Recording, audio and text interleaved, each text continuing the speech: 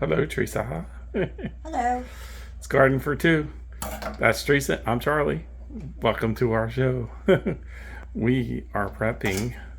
We, meaning Teresa, prepping Sweet potato slips. sweet potato slips. I went and picked them up today. We didn't grow our own slips this year. Sorry. I haven't gotten to that yet. I am growing white potatoes from last year's potatoes. So next year, So we didn't do a try it. trying our own seed potatoes. So we get these nice bundles at our local hardware store. And they had like 10 different varieties this year.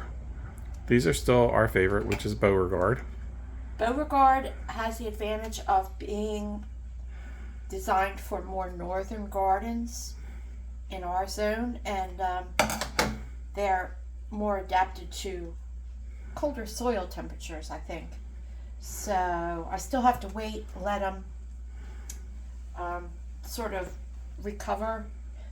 And they're really nice looking this year, I have to say. What I do is I trim off the brown, anything that looks rotten or is just bruised beyond use.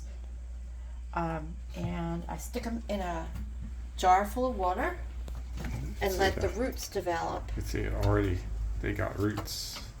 It's a good thing. They come in bundles at the store. They have a little wrap at the bottom that keeps them moist, and they have them actually in a bucket with maybe a half an inch of water in the bottom of the bucket.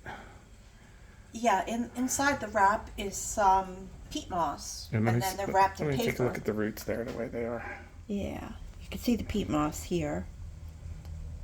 Yeah. And a lot of the roots have browned, and I don't know where the hardware store gets these from, if it's local, if it's farther out. I was in the warehouse, and they come in a big case actually.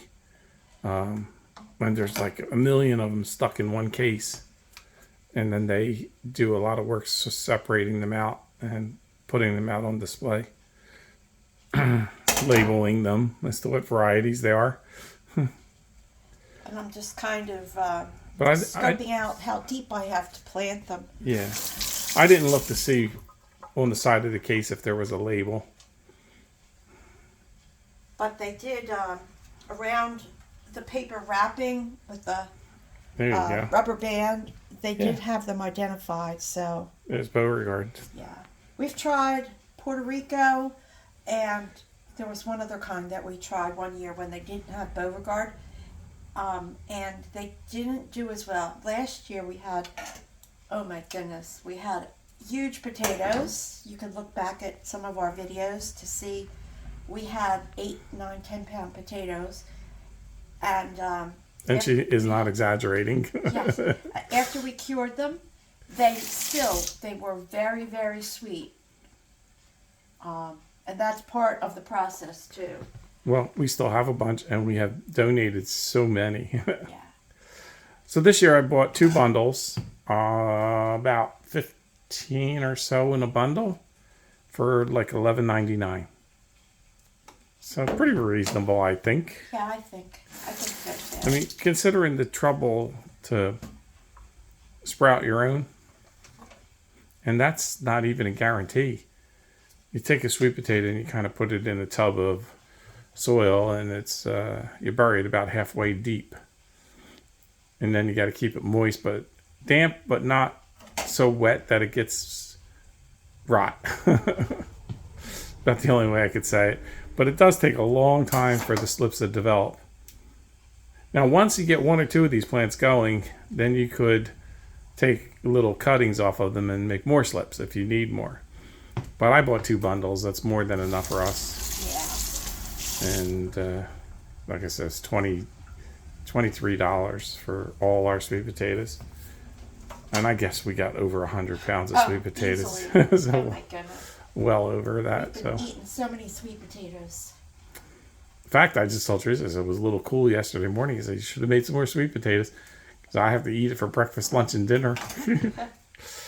Anyhow, so you see how she preps the stems. And you saw in the previous video, I was starting to make the rows. I have 1 of the 3 rows ready. I'll probably finish the other rows tomorrow. At least one of them. if I don't get all 3 of them done.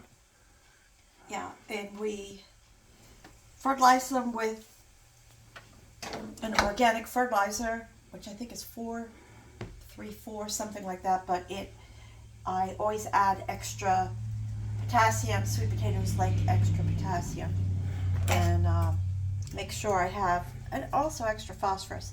They don't need as much nitrogen as, say, lettuce or spinach or things like that do.